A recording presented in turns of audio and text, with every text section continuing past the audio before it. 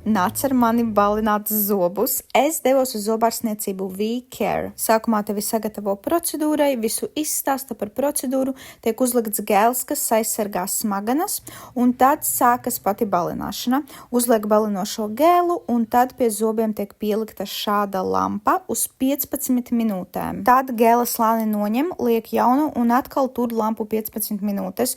Kopā gēlu uzliek no jauna un tur lampu pie zobiem 3 reizes pa 15 minūtēm. Daktarīte vairākas reizes man prasīja, vai man sāp, bet es šo procedūru vispār nejūtu.